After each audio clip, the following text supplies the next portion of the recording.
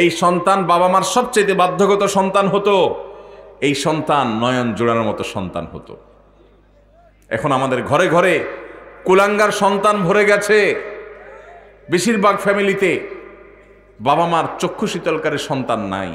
সেটা যদি আপনার সন্তানের মধ্যে আপনি করতে পারেন, ইনশাআল্লাহ এ যুগে আপনার সন্তান সবচেয়ে সভ্য, ভদ্র এবং মাথা নিচু করে বিনম্রতার সাথে আপনাকে শ্রদ্ধা নিবেদন করবে। পোলাপান দেখবেন মায়েরা খাবারের বাটি নিয়ে নিয়ে পিছনে পিছনে ঘুরে, বাবা খা খা।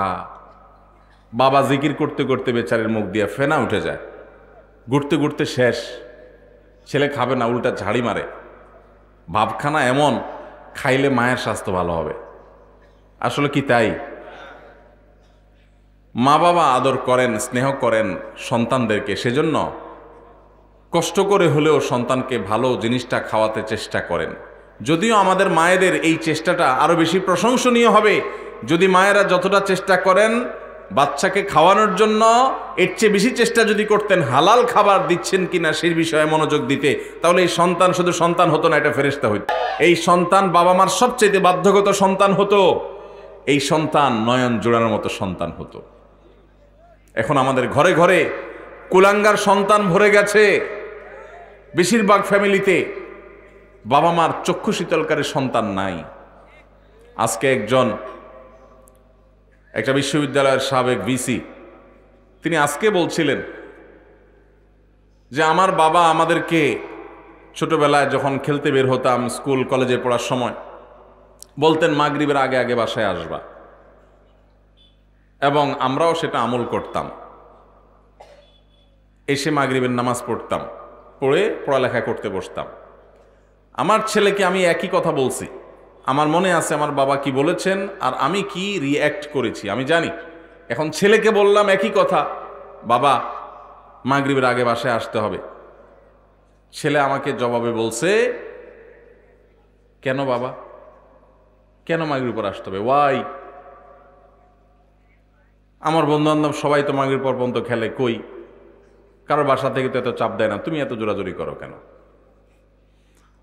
তো আমি তার কথা শুনে বললাম, আপনার বাবা, ওই ভদ্রলোককে বললাম, আপনার বাবা আপনাকে এত বেশি খাবার নিয়ে পিছনে পিছনে দৌড়াইতে পারে নাই, আপনি আপনার ছেলে পিছনে যতটা দৌড়াইছেন।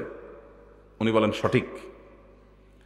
আমি বললাম, আপনার বাবা আপনাকে প্রতিবেলা এত মাছ গোশ খাওয়াইতে পারে নাই, আপনি আপনার ছেলেকে যত বেশি মাছ গোশ খাওয়াইতে পারছেন। আপনি একটা বিশ্ববিদ্যালয়ের ভাইস চ্যান্সেলর মানুষ, আপনি আপনার ফিনান্সিয়াল ক্যাপাসিটি খুব বেশি হওয়ার কারণে ছেলেকে শহরে রেখে যত তুলতুলে জীবন দিতে পেরেছেন, আপনার বাবা আপনাকে এতটা সুখ দিতে পারেন নাই। কিন্তু আপনার বাবার আপনি অনুগত সন্তান ছিলেন, বাবার চোখ জুড়িয়েছেন, নয়ন জুড়িয়েছেন, অন্তরকে শীতল করেছেন, আর আপনার সন্তানটা কিন্তু আপনার অন্তরকে শীতল করতে পারে নাই। প্রবলেমটা কোথায়? আমরা যারা আমাদের বয়সী যারা আছেন এখানে, বা আরো যারা সিনিয়র মুরব্বীরা আছেন এখানে 45, 50 বা আরো উপরে, আমাদের অনেকের বাবা মা 3 বেলা ভালো করে খাবার দেওয়া আমাদের জন্য, আমাদেরকে তাদের জন্য কষ্টকর ছিল। কিন্তু এরপরেও আমরা বাবা মার প্রতি এতটা অনুগত, বাবা মাকে আমরা অনেক ফিল করি, অনেক মিস করি। বেঁচে থাকলেও ফিল করি, আর মরে গেলে আরো বেশি মিস করি, ফিল করি।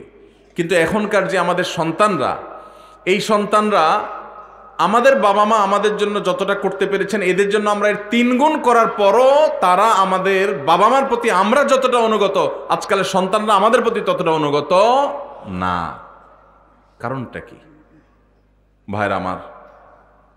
সবই তো দিয়েছি, সবই দিয়েছি। আমার বাবা মা যা দিতে পেরেছে আমি তার চেয়ে বেশি দিয়েছি। তাহলে কৃতজ্ঞতা আদায় করতে গিয়েও তো অন্তত আমি আমার বাবার মধ্যে যতটা অনুগত, সন্তান আরো বেশি অনুগত হওয়ার কথা ছিল, কিন্তু হচ্ছে না। এর কারণ কি? এর কারণ বিশ্লেষণ করা অনেক লম্বা আলোচনার ব্যাপার। একক কোনো কারণ এখানে বলা কঠিন, অনেকগুলো কারণ রয়েছে। এর ভিতরে একটা কারণ হলো আমাদের এই সমাজ ব্যবস্থা, এটা পশ্চিমা সংস্কৃতি দ্বারায় এত বেশি প্রভাবিত হয়ে গেছে যে আমাদের সন্তানরা এখন তারা এদেশীয় সংস্কৃতি, এদেশে মানুষের কৃষ্টি, কালচার, সভ্যতা, এদেশের মানুষের তাহজিব, তামাদ্দুন এবং অ্যাজ এ মুসলিম ইসলামের যে কৃষ্টি কালচার সেই জায়গা থেকে অনেক দূরে সরে গেছে। আমাদের তরুণদের একটা বড় অংশ তারা বিপদগামিতার দিকে চলে গেছে।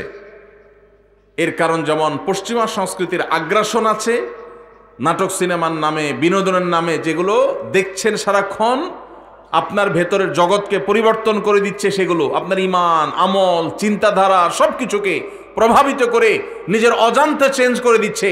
আপনি মুসলমান থাকছেন নামে আর খোলসে, ভেতর থেকে আপনাকে পরিবর্তন করছে, আপনি টেরও পাচ্ছেন না। আপনার সন্তানকে আপনি শিক্ষা দিচ্ছেন, স্কুল, কলেজে, ইউনিভার্সিটিতে শিক্ষা নিতে গেছে যে সন্তান, সেখান থেকে শিক্ষার উপরে ভর করে পশ্চিমা যে সংস্কৃতি আসছে সেটাও সে ধারণ করেছে, শিক্ষিত হচ্ছে, পাশাপাশি সে পশ্চিমা ধ্যান ধারণায় বিশ্বাসী হচ্ছে। এর ফলশ্রুতিতে ইসলামের যে ট্র্যাক, ইসলামের যে সুমহান শিক্ষা, সেই শিক্ষা থেকে বঞ্চিত হয়ে ধ্বংস হয়ে যাচ্ছে। এর অনেক কারণের ভিতরে একটা কারণ হলো সন্তানকে আপনি সেইভাবে হালাল খাবার খাওয়াতে পারতেছেন না আপনার বাবা মা যেটা আপনাকে খাওয়াতে পেরেছে। আপনার বাবা মা অনেক কষ্ট করে অল্প খাওয়াইছেন, কিন্তু হালাল খাওয়াইছেন, তার বরকত ছেলের মধ্যে আপনি পাইছেন। আপনি আপনার ছেলে মেয়েকে যা খাওয়াচ্ছেন বুকে হাত দিয়ে বলতে পারবেন না যে টনটন করে বাজবে, এতটা হালাল এবং পিওর যেটা আপনার বাবার সম্পদের মধ্যে ছিল, সেটা যদি আপনার সন্তানের মধ্যে আপনি করতে পারেন, ইনশাআল্লাহ এ যুগে আপনার সন্তান সবচেয়ে সভ্য, ভদ্র এবং মাথা নিচু করে বিনম্রতার সাথে আপনাকে শ্রদ্ধা নিবেদন করবে। এই জন্য সন্তান খাইলো কি খাইলো না এটার জন্য যতটা মরিয়া মায়েরা, এর চেয়ে বেশি মরিয়া হবেন সন্তানের পেটে হালাল ঢুকছে নাকি হারাম ঢুকছে বিষয়টা নিয়ে। আল্লাহ আমাদেরকে সেই তৌফিক দান করুন। ভাইরা আমার, তাহলে আমরা শাবানের নফল রোজার কথা বলছিলাম। এই নফল রোজাগুলো আমরা বেশি বেশি করে নিজেরা রাখবো, অন্যদেরকে রাখতে উৎসাহিত করব, অন্যদের মধ্যে প্রচার করব, জানাজানি করব।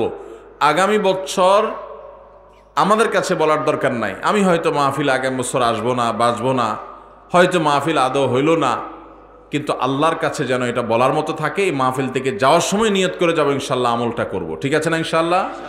আল্লাহ আমাদের সবাইকে আমলের তৌফিক দান করুন। তো এই যে মা বাবার সন্তানের কথাটা যেখান থেকে আসলো, সেটা হলো আমরা শাবান মাসে বেশি বেশি রোজা রাখলে লাভ কি আমাদের না আল্লাহর? আল্লাহ কোরআনে বারবার আমাদের নেক আমল করতে বলছেন, নবীরা বারবার আমাদেরকে সতর্ক করছেন। এটা দেখে কোন জাহেল মানুষের মনে চিন্তা আসতে পারে যে ব্যাপার কি, আমরা আমল না করলে আল্লাহর কি? ভাইরা আমার, এটা হলো শিশু সুলভ চিন্তা। ওই যে শিশু মা বাপ খানা খাওয়ানোর জন্য সারাদিন পিছে পিছে ঘুরে, আর সে মনে করে কিরে মার মনে কোনো ঠেকাটুকা আছে মনে হয়, মা মনে হয় বেতন টেতন পাবে, এই জন্য আমার পিছে পিছে ঘুরে মনে হয়। ওই ছেলে খাইতে চায় না, অথচ স্বার্থটা কি মায়ের না সন্তানের? সন্তানের। তাহলে মা এত কষ্ট কেন করছেন? মমতার কারণে, স্নেহের কারণে। মা বাবা সন্তানকে যতটা ভালোবাসেন, আপনার আমার রব, আপনার আমার মালিক আল্লাহ সুবহানাহু ওয়া তাআলা আমাদেরকে এর চাইতে অগণিত গুণ বেশি ভালোবাসেন। এত বেশি ভালোবাসেন যে বান্দা জাহান্নামে যাক আল্লাহ চান না। এই যে বিভিন্ন আমল আমাদেরকে আল্লাহ দিয়েছেন, এই আমলগুলো দিয়েছেন আমরা যেন জান্নাতে যাওয়ার পথ সহজ হয়, আমাদের সুগম হয়। সেজন্য এই জন্য ভাই, সমস্ত সুন্নাহগুলো, নবীজির আমলগুলো সব শিখে শিখে জেনে জেনে আমল করবো তো ইনশাআল্লাহ। শাবান মাসে নফল রোজা রাখবো তো ইনশাআল্লাহ। অন্তত 2টা রোজা হলেও যারা রাখবেন নিয়ত করছেন, একটু হাত তোলেন। আল্লাহ আমার ভাইদের সবাইকে আপনি আমল করার তৌফিক দান করেন। মালিক আমাদের সবাইকে আপনি আমলের তৌফিক দান করেন, আমাদের সবাইকে জান্নাতে যাওয়ার তৌফিক দান করেন। মাশাআল্লাহ, মাশাআল্লাহ।